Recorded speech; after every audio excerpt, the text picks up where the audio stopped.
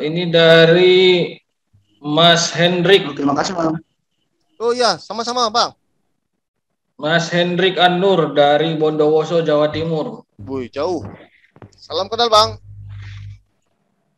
Beliau bertanya, Bang, Mas Hendrik ini lebih penting mana antara energi atau protein untuk breeding dan kemudian energi atau protein untuk fattening? Ini pertanyaan ini sebenarnya sama kayak duluan mana, telur atau ayam dulu nih sebenarnya. Jadi kalau saya jawab, tentu tidak ada yang harus lebih unggul atau lebih dominan, tapi harus cukup gizinya dan berimbang. Jadi saya analogikan begini, misalnya nih karbohidrat. Karbohidrat ini kita analogikan dia sebagai tukang bangunan. Nah, protein ini sebagai materialnya. Mustahil bangunan berdiri kalau materialnya kurang. Dan mustahil juga materialnya ini tersedia, tapi tukangnya cuma 2. Nah, jadi yang benar itu antara kebutuhan energi dan kebutuhan proteinnya memang harus cukup dan berimbang. Nggak bisa kita bilang energinya lebih cukup. Nah, terus kalau misalnya protein kurang, tubuh mengambil protein dari mana? Kan nggak mungkin. Berarti tetap harus kita bantu suplai dari luar.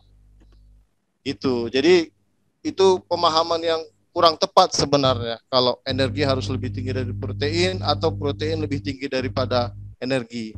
Tapi yang jelas karena ruminansia ini dia herbivora, tentu dia punya kelebihan. Kelebihannya itu bisa mengolah bahan pakan yang serat kasarnya rendah jadi bahan pakan yang bermutu tinggi. Jadi kalau kami dulu kuliah, ini mata kuliah ruminansia ini namanya Mystic Agriculture namanya. Bagaimana bisa sapi, kambing, domba itu makannya rumput bisa menghasilkan susu. Nah, ini kan aneh ini sebenarnya. Nah, jadi pemahaman yang begini memang selalu jadi perdebatan, tapi sebisanya saya bantu jawab seperti itu. Yang dibutuhkan ternak kambing ini ya bahan pakan yang cukup gizi dan seimbang gitu.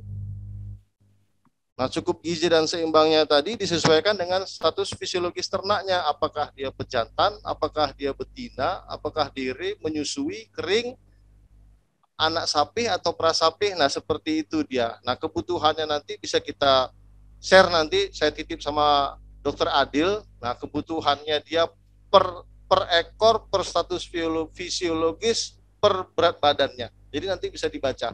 Yang penting Bapak Ibu nanti isi absen, nanti saya titip presentasinya sama Dokter Adil. Mudah-mudahan nanti bisa dibaca di rumah. Kalau kurang paham, bisa lanjut komunikasi lewat WA. Pasti saya bantu jawab. Walaupun agak slow respon. Mohon maaf sebelumnya.